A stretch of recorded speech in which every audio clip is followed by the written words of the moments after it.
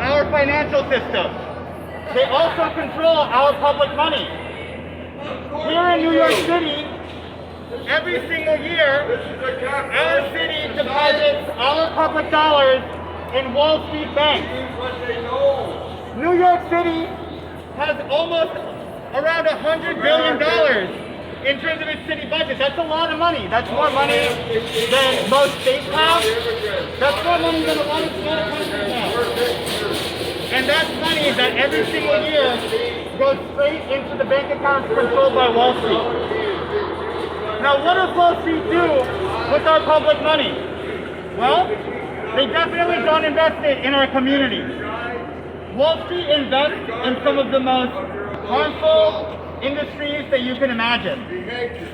Wall Street invests in fossil fuel corporations, immigrant detention centers, private prisons, speculative real estate.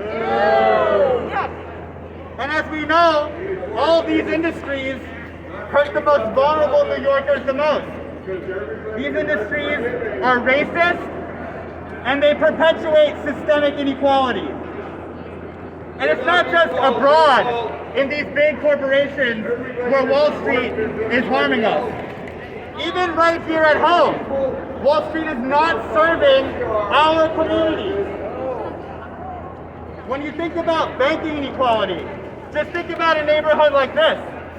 You can't walk a corner without running into an ATM, without running into a bank branch owned by Wall Street. But if you go to East New York, if you go to the South Bronx, you could walk entire neighborhoods without running into a bank branch. That shows you that Wall Street is not investing in our communities. Wall Street is not investing in poor communities, in black and brown communities, in immigrant communities.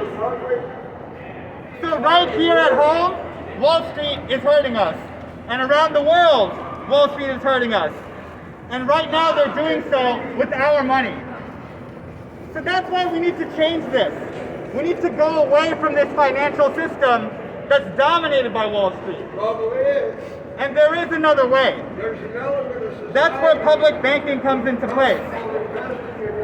With public banking, we could divest from Wall Street. We could take our money out of these harmful industries that are hurting our communities.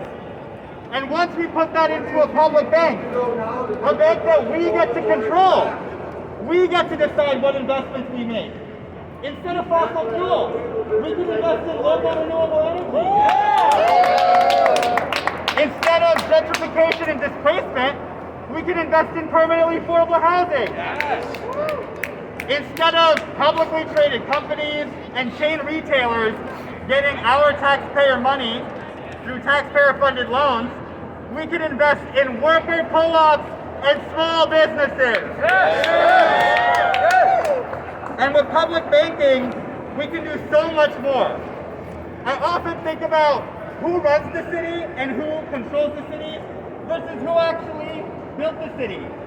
Think about taxi drivers, service workers, our teachers, right? Poor New Yorkers, immigrants, people of color, the people who actually make sure that this city works for us. We're not in charge of our money. Who is? It's Wall Street. They get to decide what gets built in our neighborhoods and who benefits. But if we had a public bank, we would be in charge. We would get to shape our neighborhoods and shape our future. And that's what's at stake today.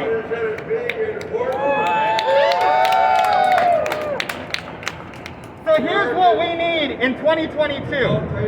From our policymakers at the state level, we need the governor and our state legislative leadership to pass the New York Public Banking Act. The New York Public Banking Act would provide a regulatory framework, special charter for public banks, and state guidance for public banking to flourish all over the state. Yes. At the city level, we got a lot of changes happening. We have an incoming new mayoral administration. We have a brand new city council coming in. And we need to make public banking a top priority right here in New York City by passing the People's Bank Act, which is the People's Bank Act is a comprehensive package of bills that would require disclosure regarding New York City's relationship with banking institutions. It would reform the New York City Banking Commission to be more transparent and more accessible to the public. And finally, it would get us started on creating the Articles of Incorporation, which would directly lead to New York City creating the first public bank at a municipal level in the entire country. That's what we want to see happen in New York City. We want to see it happen, and we can make it happen. So today, we're going to hear from elected representatives and community members on why we need public banking. So first, I'm going to invite Council Member and Borough President-elect, Mark Levine. When I say public, you say bank. Public, bank, public, bank, public, bank. Now here's the tough one. When I say what year, you say 2022. You with me on that? What year? 2022. What year? 2022. You're a very smart group of activists. This is our moment to go big. A moment of crisis, a public health crisis, an economic crisis, a crisis of racial inequality. We are not fighting to restore the flawed status quo of 2019. We are fighting to build back as a better, more just, stronger New York City. And there's no more powerful vehicle for achieving that vision than a public bank owned by the people of this city. Am I right? There are billions of dollars, our money, your money, taxpayer money, on deposit every night at Wall Street banks that are using it for purposes that are contrary to our interests, to our values, to our goals as a city. They are investing our taxpayer money in fossil fuel extraction, in private prisons, in weapons manufacturers. We cannot allow that. We can do better. That money needs to be in an institution that we control, that the people control, that invest in our city, in worker cooperatives, in green energy, in community land trusts, in the kinds of projects that will advance economic, racial, climate, social justice. This idea is gaining incredible momentum.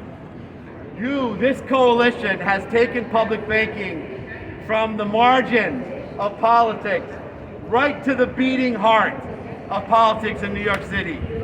We are going to do this in 2022. You have a coalition here of 40 amazing nonprofits, advocacy groups, experts on economic development. You have a coalition of city and state leaders.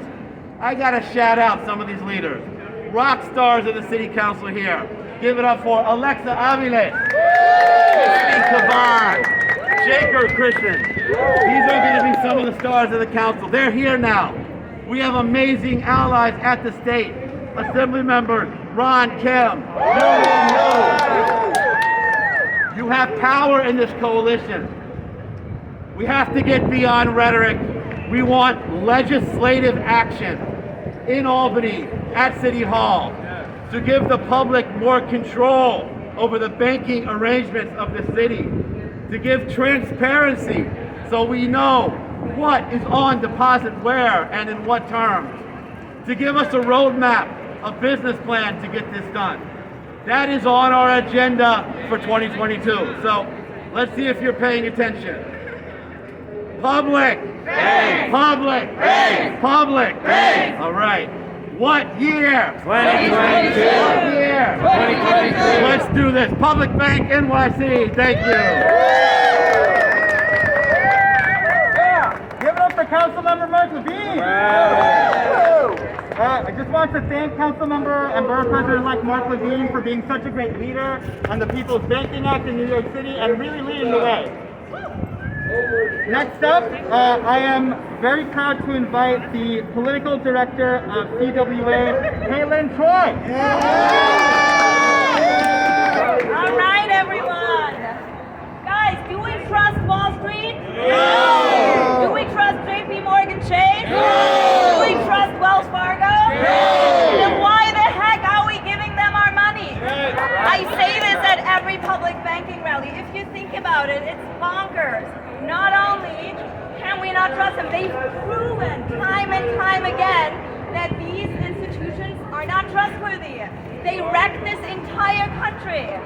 It's totally a non-brainer that our money should be handled by us. My name is Kaylin. I'm the political director for CWA District 1. We represent 65,000 members in New York City, in New York State.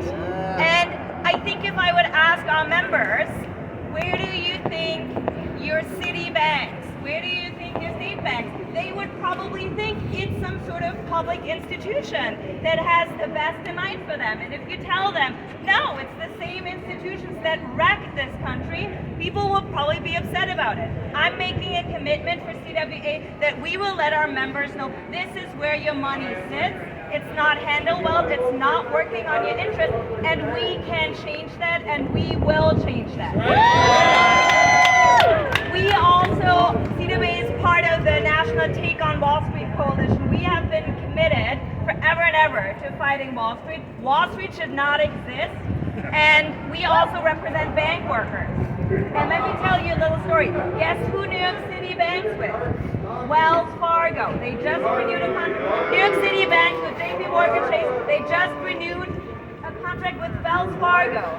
If you guys remember, Wells Fargo got in trouble. I mean, all of these banks get in trouble all the time.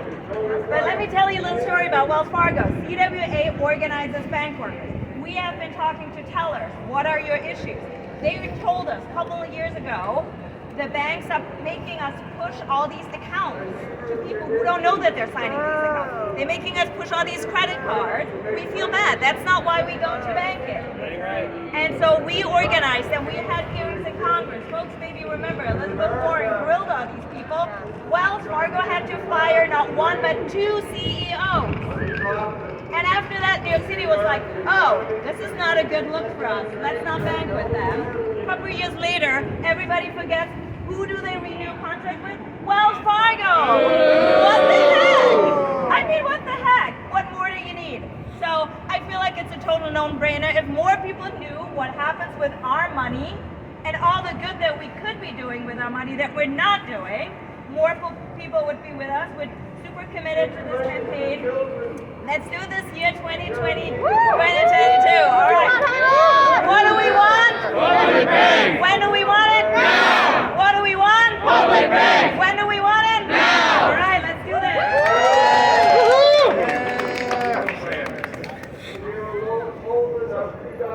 Thank you so much, Haylin.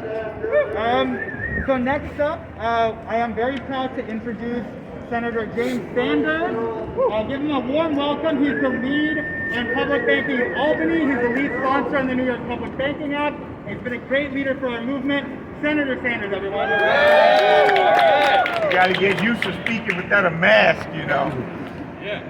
I just drove down from Albany this morning, so if you see cops coming running up here, it's because I may have been riding a little fast to get here. But that's all right. They promised to wait until I finish speaking.